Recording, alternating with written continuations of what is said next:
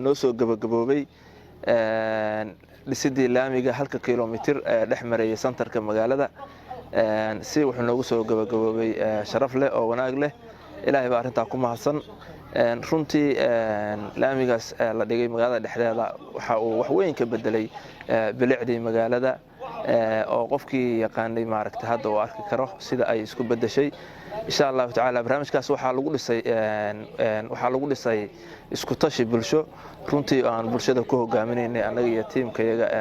horumar higsi iyo horumar waxaan rajaynaynaa ilaahay idankiis in aan halka ku joojin doonin aanu sii wadi doono oo wadooyin badan oo aad iyo aad muhiim ugu ah isku socodka bulshada oo aad ugu baahan oo haatan maaragtay dayactii hore ka jiray oo ka jiro inaan u weel qaadi doono insha Allah taala baan rajaynaynaa aan sii wadno runtii si habsami wanaagaas baa shaqadu noogu socon doontaa dadweynuhu hadda waxay barteen oo ogaadeen in iska wax u qabso wax lagu dhisan karo waxaan aad iyo aad ugu mahad celinaynaa kambaniga Kibarko oo si wadaniyad leh runtii noola shaqeeyay oo walaaltinimo leh oo islaamnimo leh oo aad u wanaagsan dulqaad badan noo muujiyay ayaga iyo staafkooda iyo shaqaalahooda iyo madaxdoodaba ilaahay ha barakeeyo kambaniga runtii waxa weeyaan wuxuu ka mid yahay hantida maguurtada ah ee deegaanadan ay leeyihiin ilaahay noo keenay baan ugu xamdinaqaynaa ilaahay waxaan ka baryaynaa ilaahay maartay inuu barakeeyo waxaan u mahad celinayaa marka koobaad ilaahay subxaanahu wa tacaala noo hirgeliyay oo noo dhammaystiray wadada laamiga ah ee bartamaha magaalada Bursaalax oo aanu muddo 1 sano ah aanu ku hawlanayn ismaheeda ilaahay subxaanahu wa tacaala nahaleelsiiyay fikirkeeda iyo inaanu ku tilaabsana arintaas uu mahadsan yahay Allah noo dhammaystirayna ilaahay subxaanahu wa tacaala waa ugu mahad celinaynaa isagana noo dhammaystiray waxaan u mahad celinaynaa oo kaleeto kambaniga Kibarko ee hawsha tan nala qabtay ee noo fududeeyay ilaa xad aad iyo aad buu mahadsan yahay kambaniga Kibarko Faysal Baba Raqiis iyo tiimkiisu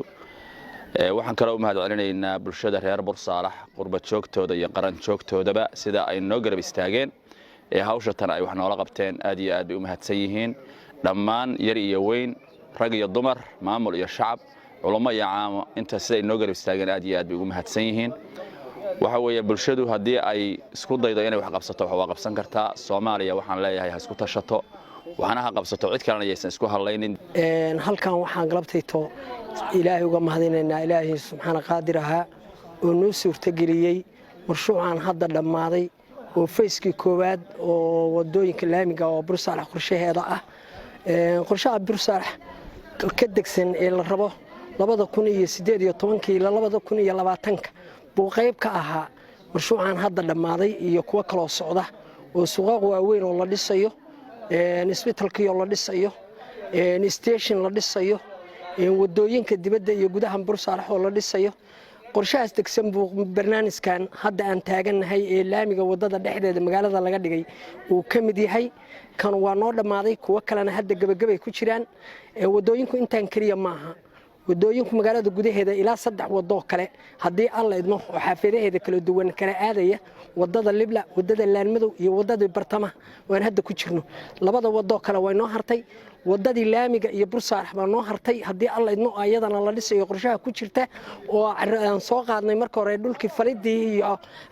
dhul jeexi aan soo bilownay oo hadda kaas uu gabagaba ku soo jiro ayay ka wadooyinku ka mid yihiin hadda fayskaana tan noo dhamaaday fayskii labaad baa noo bilaabanaya ilaa fayska saddexaad baan daba joognaa alxamdulillah rabbil caalamiin aad iyo aad gudiga higsi horumar iyo gudoomiyaha degmada iyo dadweynihii oo nala shaqeeyay intaba aad iyo aad bay ugu mahadsan yihiin halkan waxaan ka salaamayaa reer Bursaalax oo dhan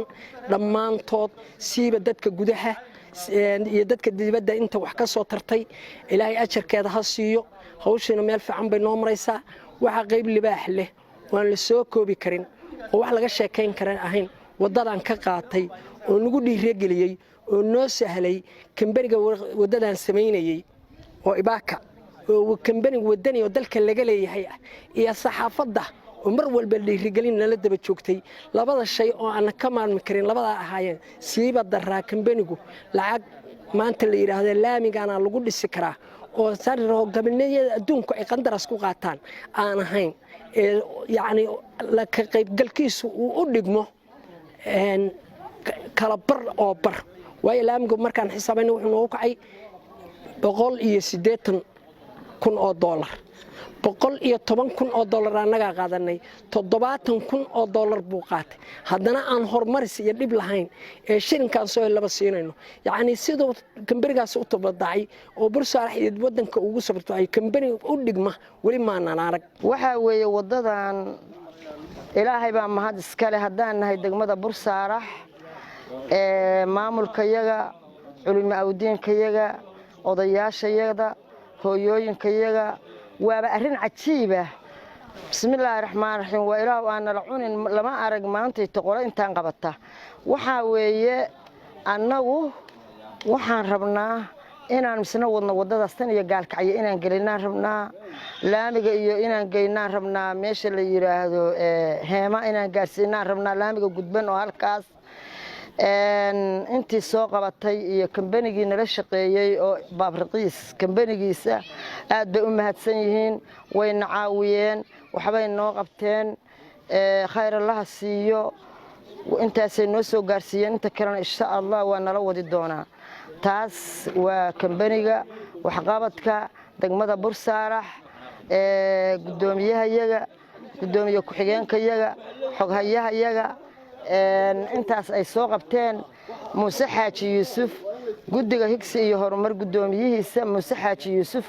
ilaahay waxaanu ka baryaynaa in allaale iyo intii ku taantay iyo intii naga caawisay iyo intii wax ka qabatayba ilaahay markabadooda kor inuu ka dhigo adduun iyo aakhiraba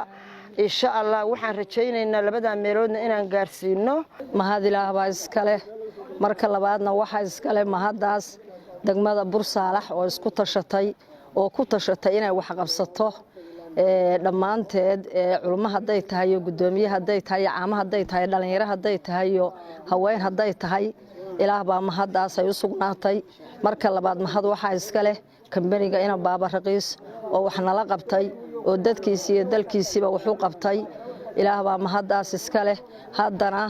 ilaahay subxaanahu wa ta'aala waxaan ka baryaynaa wax fiican iyo wax naga dhimanba inaan dhameystirano maanta waxaan joognaa magaalada la yiraahdo Bursaarax alxamdulillaah rabbil caalamiin 1 kiiloomitir baan waxaan u dhameynay laami ah oo aan saaray magaalada dhexdeeda oo dhan ilaahay waa noo dhameeyay magaaladan waxay tahay magaaladii waxa weeye afraad baan malaynayaa oo hadda aan laami saaray waxaan ka bilownay gaalkacyo waxaan ku xijinay Buurtile waxaan ku xijinay Goldogob waxaan ku xijinay Bursaarax waxa hadda socda oo umbursees ah Jariiban oo ayadana laami la saari doono hadii Ilaahay idmo maalmaha soo socda waxa weeye 100% waxaan isku dayeynaa inaan wadankan dhisano cidna aanan ugu yeeran oo qalabka iyo sheekibaarka uga faa'iideyno wadankayaga Soomaaliya laami tayalaan dhigaynaa oo aysan bixin karin dadku kolley waxaan u malaynayaa dadku technicalka baa yaqaan laami asfalti ah oo heerkaas ah waxa uu yahay laakiin waxa anaga muhiim noo ah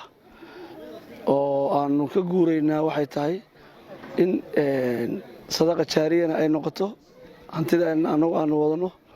oo ku caawino dalka wixii laamigu uu yahayna dadka hadii laga qaadi karo laga qaado wixii laga waayo oo marka aan laga heli karin sidii ii sheeg aanu maartay u caawin lahayn inaan uga fikirno oo gaadiidkeennii uga dhigno free waxaan u soconnaa arrin ah la yiraahdo waarime sida warkaaro waa buug aabbahay qoray ee la naxariisto 1974